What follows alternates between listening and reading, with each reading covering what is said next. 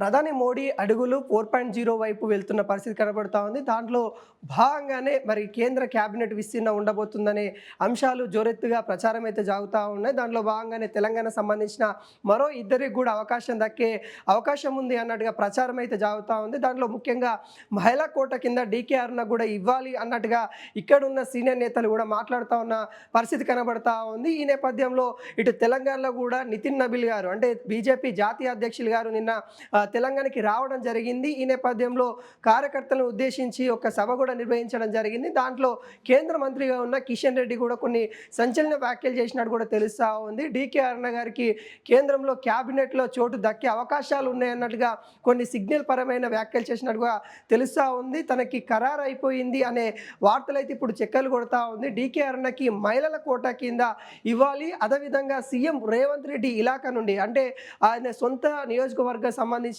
ఏదైతే కొడంగల్లో ఉందో అక్కడ పార్లమెంట్ నియోజకవర్గం ఏదైతే ఉందో అక్కడ నుండి డీకే అరుణ గారు గెలవడంతో అక్కడ నుండి సీఎం సంబంధించిన నియోజకవర్గంలో గెలిచింది కాబట్టి అక్కడ కేంద్ర మంత్రిగా డీకే అరుణకి ఇస్తే ఖచ్చితంగా బీజేపీ మరింత పుంజుకునే అవకాశాలు కనబడతా ఉంది. ఇక ఏకైక మహిళ బీజేపీ నుండి ఎంపీగా ఉంది కాబట్టి డీకే అరుణకి ఇవ్వాలి అన్నట్టుగా ఇటు కిషన్ రెడ్డి కూడా కేంద్ర అధిష్టానానికి చెప్పినట్టు కూడా కనబడతా ఉంది. ఆ అంశాలు నిన్న ఏదైతే కార్యకర్తలతో మాట్లాడేటప్పుడు మహిళలకు సాధికారత పెంచే అంశం గురించి మాట్లాడే సందర్భంలో డీకే అరుణకి కేంద్ర క్యాబినెట్లో చోటు దక్కే అవకాశాలు ఉన్నాయన్నట్టుగా కొంత చెప్పినట్టుగా తెలుస్తూ ఉంది. అయితే డీకే అరుణకి కొంత కన్ఫర్మ్ అయ్యే అవకాశాలు అయితే కనబడతా ఉంది. అయితే కేంద్ర క్యాబినెట్ సంబంధించి కూడా ఇంకా 2-3 రోజులలో వాటికి సంబంధించిన పూర్తి వివరాలు వచ్చే అవకాశాలు కనబడతా ఉంది. ఇప్పటికే ప్రధాని నరేంద్ర మోడీ అదేవిధంగా అమిత్ షా వాటిపైన ఫోకస్గా ఉన్నట్టుగా తెలుస్తూ ఉంది. ఇటు తెలంగాణలో ఇప్పటికే 2 క్యాబినెట్ భర్తలు ఉండగా ఒకటి డైరెక్ట్ అంటే కిషన్ రెడ్డి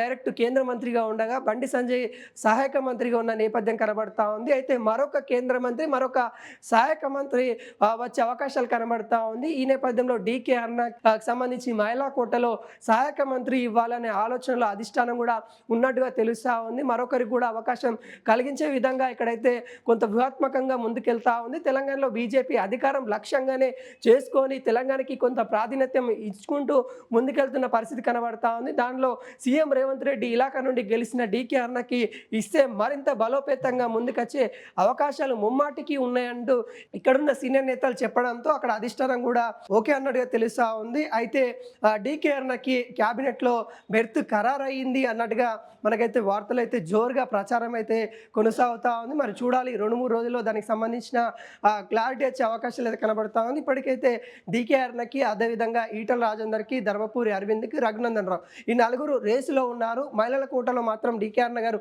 ఒక్కరే ఉన్నారు. ఇటు ఇంకో కోటలో మనం చూసుకున్నట్లయితే ఈటల రాజేందర్ బీసీ సామాజిక వర్గం తెలంగాణ ఉద్యమ నేతగా తను కూడా బరిలో ఉన్న పరిస్థితి కనబడతా ఉంది. మరొక వైపు ఇటు ధర్మపురి అరవింద్ కూడా ఉన్న పరిస్థితి కనబడుతుంది. అయితే ధర్మపురి అరవింద్కి ఇచ్చే ఛాన్స్ చాలా తక్కువగా ఉంది అని కూడా చెప్తా ఉన్నారు. ఎందుకంటే బండి సంజయ్ ధర్మపురి అరవింద్ ఒకే వర్గానికి సంబంధించిన నేతలు కాబట్టి అక్కడ ఇచ్చే అవకాశాలు ముమ్మాటికి లేవు. అదే ధర్మపురి అరవింద్కు కీలకంగా తెలంగాణలో ఒక అధ్యక్షుని తరహాలో ఒక పదవి ఇచ్చే అవకాశాలు కనబడతా ఉంది. తన సేవలు కూడా పార్టీకి చాలా అవసరం అన్నట్టు కూడా భావిస్తూ ఉంది. అయితే తర్వాత పేరు వినిపించేది రఘునందన్ రావు పేరు వినిపిస్తున్న పరిస్థితి కనబడతా ఉంది. తను కూడా మరి క్యాబినెట్లో చోటు దక్కే అవకాశాలు అయితే ముమ్మాటికి ఉన్నాయి అన్నట్టుగా తెలుస్తూ ఉంది. ఈటల రాజేందర్కి లేకుంటే రఘునందన్ రావుకి వీళ్ళిద్దరికి ఎవరికన్నా ఛాన్స్ దక్కే అవకాశాలు ఉన్నట్టుగా తెలుస్తూ ఉంది. మరి చూడాలి వీటికి సంబంధించిన అంశాలు మరో 2 రోజుల్లో క్లారిటీ వచ్చే అవకాశం కనబడతా ఉంది.